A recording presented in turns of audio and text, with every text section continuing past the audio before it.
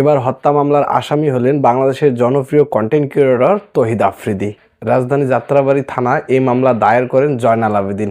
কোটা বৈষম্য আন্দোলনে যে গণহত্যা হয়, সেই গণহত্যার হত্যা মামলার সাথে জড়িত তহিদ আফ্রিদি এবং তহিদ আফ্রিদির বাবা, এই বিষয়ে মামলা করেন বাদী জয়নাল আবেদিন। তো তহিদ আফ্রিদিকে 11 নম্বর এবং তহিদ আফ্রিদির বাবাকে 22 নম্বর আসামি করে জয়নাল আবেদিন। এই মামলার প্রধান আসামি বাংলাদেশের সাবেক প্রধানমন্ত্রী শেখ হাসিনা এবং দ্বিতীয় আসামি ওবায়দুল কাদের। তো চলুন আমরা জানি তহিদ আফ্রিদি কোন হত্যা মামলার আসামি হয়েছে। আমরা এটা এখন জানার চেষ্টা করব এই ভিডিওর মাধ্যমে। এবার হত্যা মামলার আসামি হলেন কন্টেন্ট ক্রিয়েটর তৌহিদ আফ্রিদি। কোটা বৈষম্য বিরোধী আন্দোলনে রাজধানীর যাত্রাবাড়ী থানায় সংগঠিত হত্যাকাণ্ডের জন্য দায়ের করা মামলায় 11 নম্বর আসামি হিসেবে অন্তর্ভুক্ত করা হয়েছে তাকে।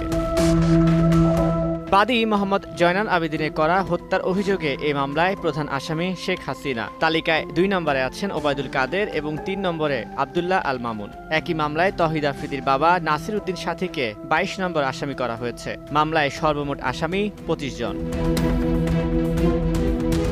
কোটা আন্দোলনের শুরু থেকেই নিজের ভূমিকার জন্য বেশ বিতর্কিত হয়েছেন তৌহিদ আফ্রিদি। আন্দোলনের সময় ইনফ্লুয়েন্সারদের জোর করে সরকারের পক্ষে কন্টেন্ট বানাতে চাপ দেওয়ার অভিযোগ রয়েছে তার বিরুদ্ধে। এছাড়া শিক্ষার্থীদের পক্ষে পোস্ট দেয়ায় অনেককে হত্যা, নানা রকম হয়রানি, হুমকি ও মামলা দিয়ে জেলে ঢোকানোর অভিযোগও রয়েছে আফ্রিদির বিপক্ষে। 5 আগস্ট সরকার পতনের পর অনেকটাই গা ঢাকা দিয়ে নিরালায় চলে গেছেন এই কন্টেন্ট ক্রিয়েটর।